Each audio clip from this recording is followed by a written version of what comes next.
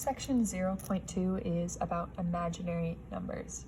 Now, we know that like the square root of 4 is 2, and you know how to work with those a little bit, but the square root of 1 is 1. The square root of -1 can't be done. Because if I say like, okay, what is -1 times -1? Well, I know that -1 times -1 is a positive 1. That's kind of how square roots work, right? Like 2 times 2 equals 4. That's why the square root of 4 equals 2. But if I say -1 times -1 equals 1, well then the square root of 1 just equals 1, because 1 times 1 is 1. So the negative sign kind of disappeared, meaning I can't take the square root of -1. It doesn't work because there's no two things that multiply to give me a -1. But that's obnoxious because we can get negative signs inside of a square root, so what do? What we do is we say imaginary numbers. We just define the square root of -1 to equal I. So if the square root of -1 equals I, then we could take, okay, what about the square root of -1 squared? What does that equal? And what we do here is this I, the square root and the square just cancel out. So this simplifies to -1, right? Like the square root squared, those cancel, leaving -1. So I squared must equal -1. And then we can work from there. Because if I want to figure out, okay, what does I to the third equal? Well, I to the third is the square root of -1 to the third.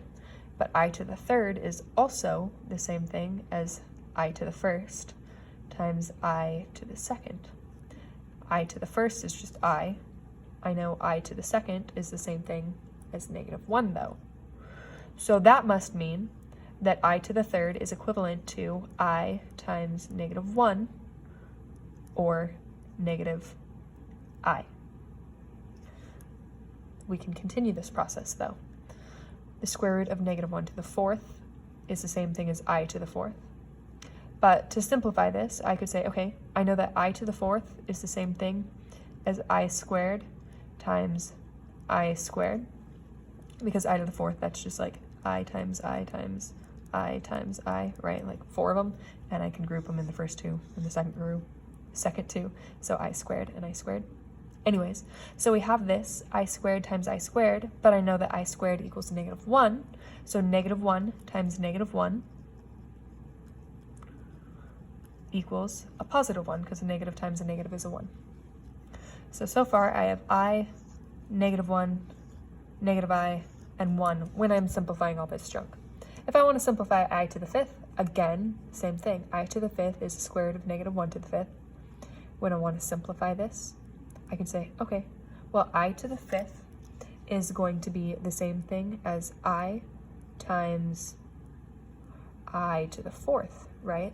But I know that I to the fourth is just 1. So now I have I times 1, which equals I. I to the sixth is the same thing as I squared times I to the fourth, because 2 plus 4, that's the 6. I squared, I know is -1. I to the fourth, I know is 1.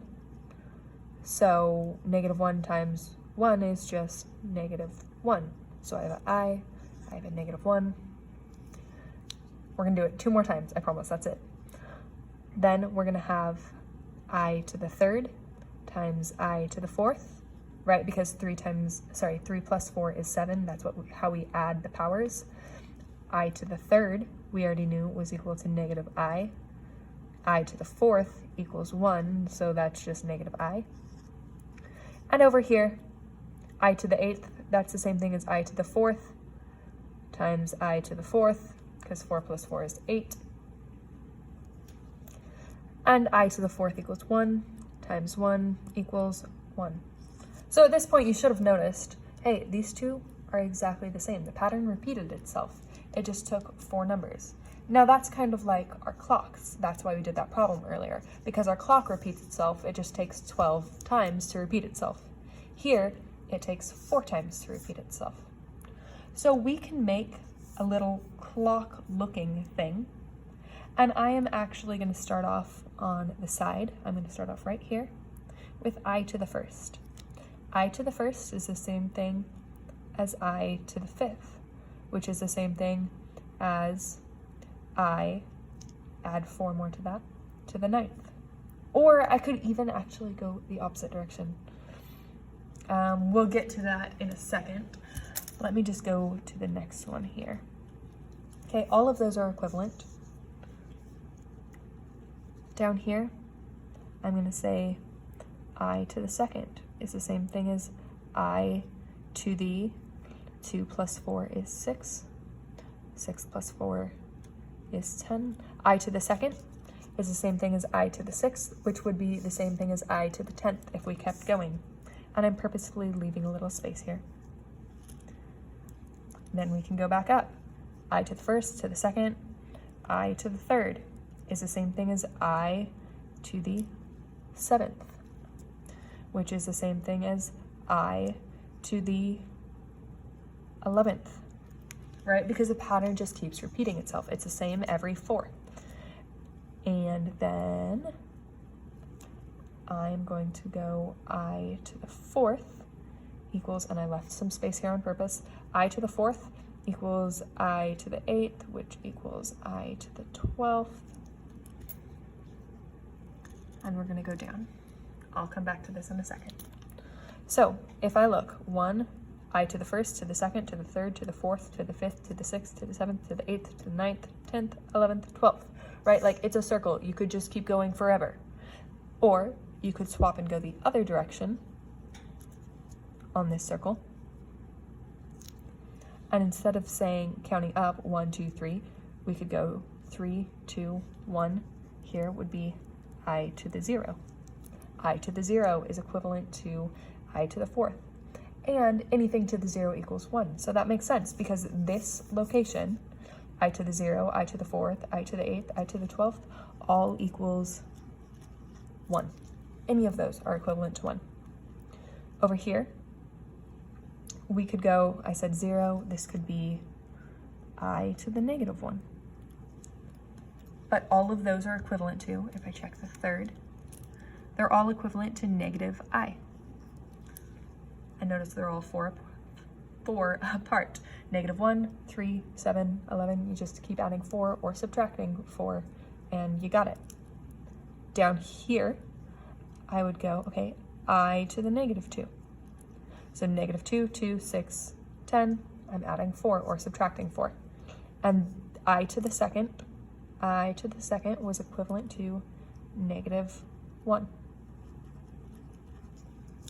And then over here, we have I to the first, or we could say like I to the negative 3rd, because I just subtracted 4 to get that. Or negative 2, negative 3 obviously comes next. And I to the first is equivalent to just I. So we're going to use this in a little bit to do these problems. We're going to use it to help simplify things that have really big exponents on our i's.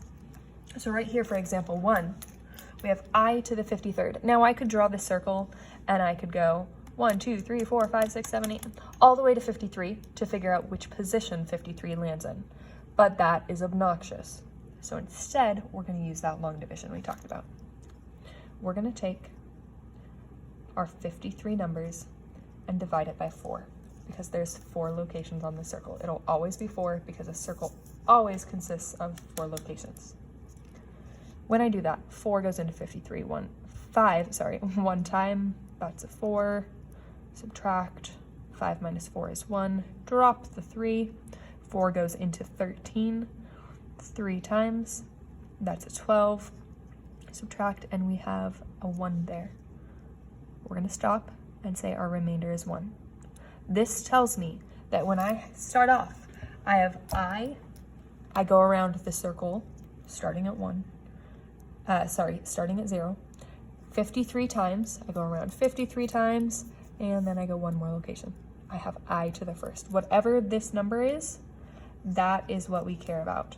I to the 53rd equals I to the first, which just equals I. That is my answer. So we're just going to use long division. We're going to use our remainder. That tells us our equivalent power on our I. Instead of 53, it's the same thing. It's equivalent to I to the first, or I. Here, we're going to do the same type of thing. Okay, so if I take this 15, I know it's negative. We'll deal with that in a bit. I just divided by 4. 4 goes into 15 3 times. That gives me a 12. Subtract. I'm left over with a remainder of 3.